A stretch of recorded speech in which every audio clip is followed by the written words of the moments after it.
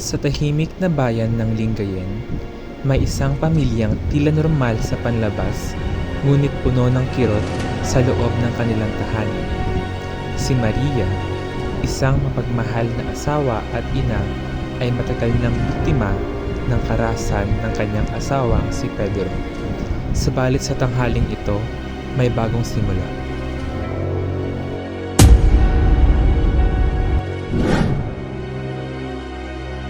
Grabe nga talaga ah. Wala ka talagang may nakasawa ah. Palay ka nalang palpak ah.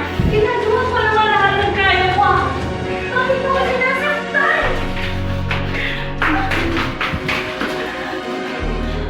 Tama, natakot ako sa pag-tweet.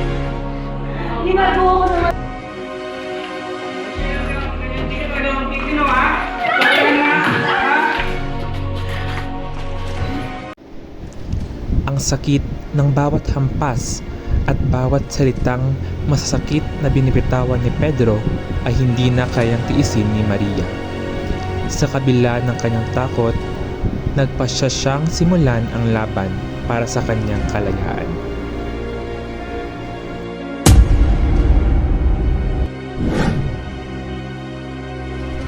Matapos ang pangyayaring iyon, tumakbo si Maria sa kanyang ina, si Lola Nita, para humingi ng payo at lakas ng loob.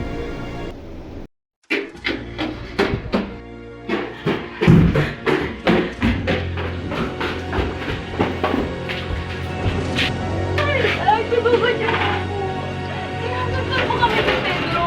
Pati yung anak namin sinasaktan niya. Anong gagawin ko? Anak, walang sino man ang may karapatang saktan ka. Yung mga batas na pumatay ka sa katulong mo, hindi mo kailangan magtiis. Tama si Lola Maria. Hindi ka nag-iisa. Kasama mo kami. Pupunta tayo sa barangay at magsusumbong sa pulis. Kailangan mong ipaglaban ang karapatan mo. Sa tulong ng kanyang pamilya at kaibigan, unti-unting nagkaroon ng lakas ng loob si Maria na humakbang pasulong.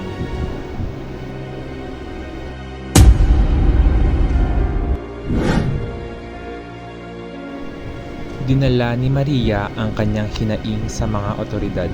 Sa wakas, ang kanyang boses ay narinig.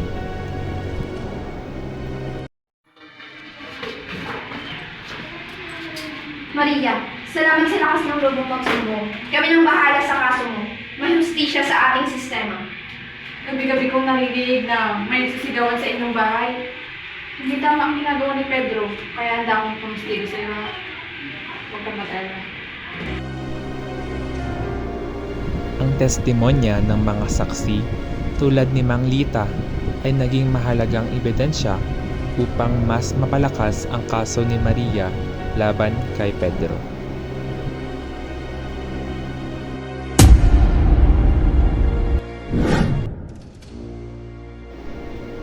Sa harap ng hukuman, lumaban si Maria para sa kanyang karapatan.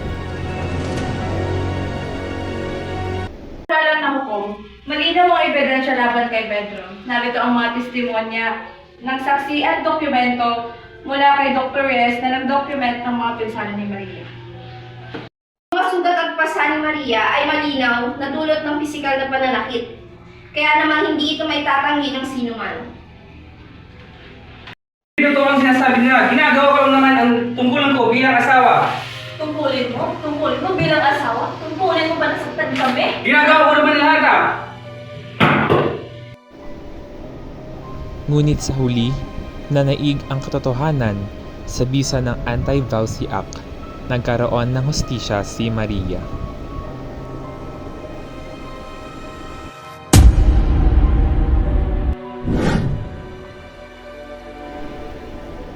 Matapos ang mahaba at masakit na laban, nagsimula si Maria ng bagong yugto sa kanyang buhay. Maria, nandito kami para tumulong. Ang buhay mo ay hindi nagtatapos sa sakit na iyong naranasan. Ang mahalaga ay nagkaroon ka ng lakas ng loob para lumaban. Maraming salamat sa inyo. Maraming salamat po, ma'am. Nagkaroon po ako ng lakas ng loob para makalaya para makatakas sa walang hiyang asawa ko na yun. Maraming salamat po ulit. Ngayon malaya na po kami ng aking anak. Mga malakikita anak, ang laban mo ay laban din ng maraming kababaihan. Masaya ako para sa iyo, Maria. Napatunayan mong may hustisya. Ang kwento ni Maria ay isang inspirasyon sa lahat ng biktima ng karahasan. Ang Anti-Vowsy Act ay isang patunay na may katarungan para sa mga inaapi. Sa bawat hakbang patungo sa kalayaan, tandaan, hindi ka nag-iisa at palaging may liwanag sa dulo ng bawat madilim na daan.